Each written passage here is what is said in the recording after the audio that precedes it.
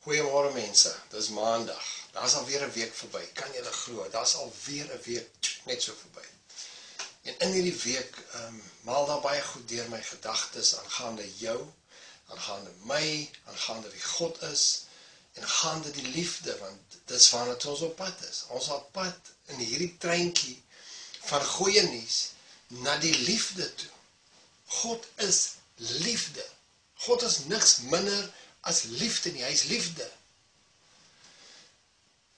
Net toe ons hier in Bonnievale gekom het, ons het toe in Ashton gebly op daai stadium, maar as jy verblyf in Bonnievale nie, November verlede jaar, het ons 2 genesingsbyeenkomste gehou, een in Happy Valley, in die gemeenskapssaal daar, en een in die Van Zyl-straat, hier in saal, hier in Bonnievale. En daai aand het ek so met die mense gepraat oor, spesifiek in die Van Zyl-saal, omtrent die goedheid van God en die liefde van God vir die mens, en terwyl ek besig is, want jy sien, ons is draers van goeie nuus, so ons bring goeie nuus, toe stop 'n oom my, ou oom, en toe sê vir my, Boetie, hoe kan jy nou vir my kom sê, God straf nie? Hy sê, ek het groot geword daarmee, deur al die jare heen het ek gehoor, God straf, nou kom jy na my toe, en jy sê vir my nou, God straf nie.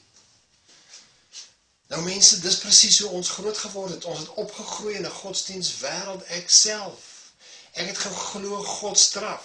Sekere dinge loop verkeerd in my lewe, dan connecteer ek dit aan die straf van God.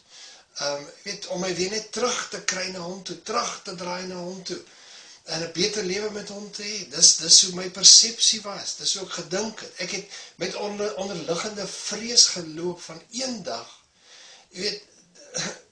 behoede my, maar eendag moet ek gereed wees, en ek moet reg wees, en ek moes Jesus net reg aangeneem het, en ek moes net regte geloof gehad het, en al hierdie goed wat ek moes doen, want sê nou maar net, hy gaan my straf, en vir ewig hel toestuur.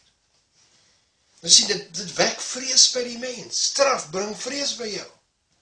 Die onderliggende daarvan in jou lewe is vrees, jou lewe word gerig volgens vrees. Nou sien, ek het vir julle goeie nuus. God straf nie. God het geen intensie om jou te straf nie, inteendeel, hy wil aan jou goed doen. Hy is 'n liefdevolle Vader, hy is jou papa Vader, hy is lief vir jou. Dit sluit straf uit. Nie in hierdie lewe nie, ook nie eendag nie. Daar sal nie vir jou enige straf wees nie. Moenie iets wat in jou lewe verkeerd loop, of wat sleg is in jou lewe nou toedig aan die straf van God oor jou nie. Mense kan dit maar sê, dis nie die waarheid nie. God is 'n liefdevolle Vader. Hy wil vir jou 'n hoopvolle toekoms gee. En in daai hoopvolle toekoms is geen teken van straf nie. Jy sien, om gestraf te word, moet daar vinger gewys word na jou. Jy moet aangekla word om te kan gestraf word. Nou weet jy wat sê Jesus? Hy praat met sy disippels en hy sê, ek sien Satan val soos weerlig. Nou dink aan weerlig.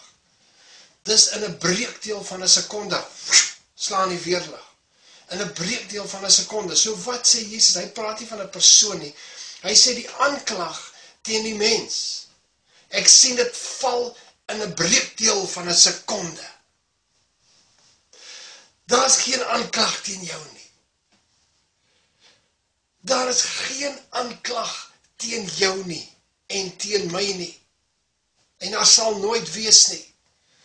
Die skrywers van die skrifte, mense, die Davids, die Jeremias, die Johannes, die skrywer van Hebreëus, die mense, hulle sê, die lam wat die sonde van die wêreld wegneem.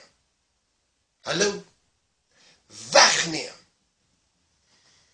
Hulle sê ongeregtigheid is weggeneem. Jou ongeregtigheid. Jou sonde.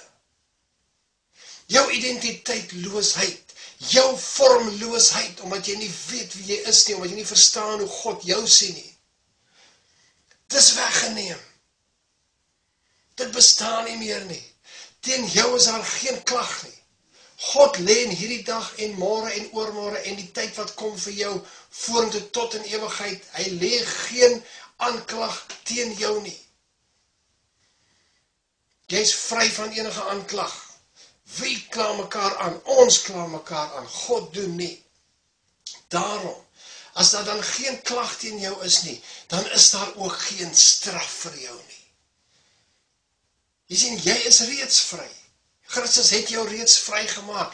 Ek laat jou dink oor jouself en jou denkpatroon verander oor jouself en jy begin jouself sien as iemand wat nooit gestraf sal word teen God nie, deur God nie. Jy begin verstaan met wat sy liefde God jou lief het. Jy sien, hy het jou so lief gehad dat hy sy enige seun gegee het. Dis liefde. Dis liefde. Hy het nie 'n begeerte in sy hart om sy kind, wie jy en ek is, te straf nie. So daarom mense, die vrees wat saam met dit gegaan het, laat dit gaan. In die liefde is geen vrees nie. Straf bring vrees. In die liefde wie God is geen vrees nie. So van nou af, leef met die denkpatroon, dat daar geen straf vir jou is en dan nooit, ek sê nooit, 'n dag sal aanbreek, wat God jou sal inroep om jou te straf nie. Nooit nie. Jy is vry. Hierdie is goeie nuus, mense. Dit wat ons gehoor het, wat sê God straf, dis miskien 'n evangelie, dis miskien 'n evangelie van ons eie persepsie, maar dis nie die evangelie van die goeie nuus nie.